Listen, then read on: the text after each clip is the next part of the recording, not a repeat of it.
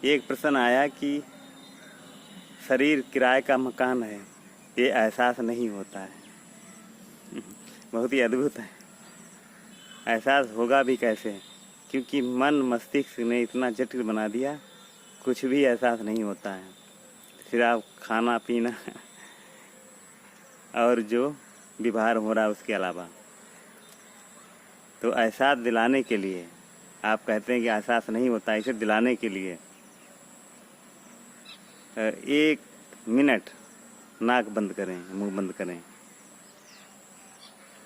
सांस बंद होगी। कैसा एहसास हो रहा है? अगर आपका मकान है तो बगैर सांस के भी रह सकते हैं?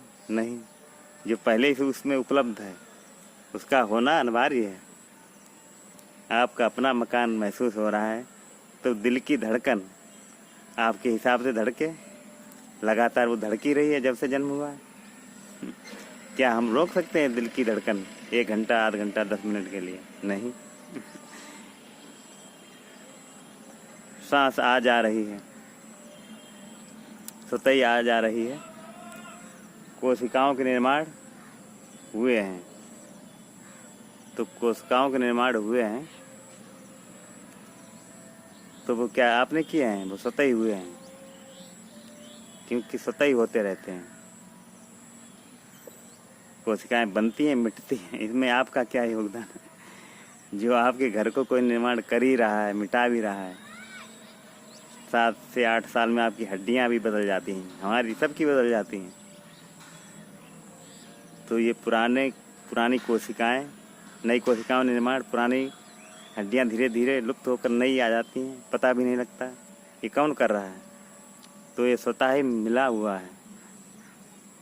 अगर अपना है तो इसमें अधिकार होता, कुछ कर सकते थे,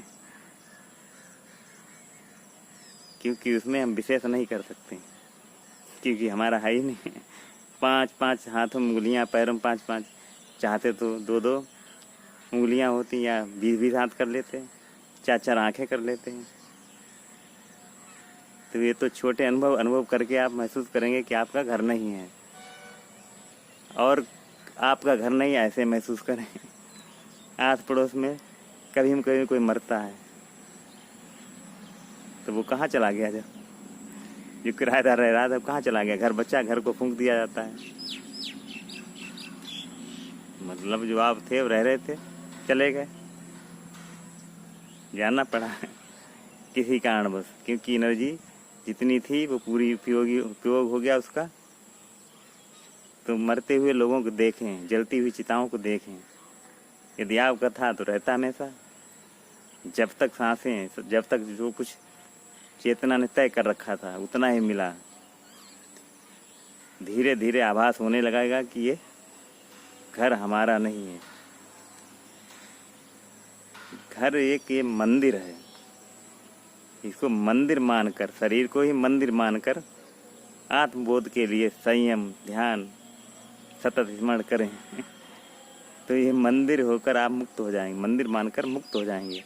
अब मुक्त हो जाएंगे तो फिर चेतन ही हो गए आप। जब चेतन हो गए तो फिर ये घर आपका ही हो गया, क्योंकि चेतन से ही ये सब चीज़ें निर्मित हुई हैं। तो मुक्त होकर ही आप अपना घर, इस ब्रह्मांड, इस चेतना को बना सकते हैं, और इस शरीर को भी। मगर पैसे तो आप किराएदार ही रहेंगे। नमस्कार।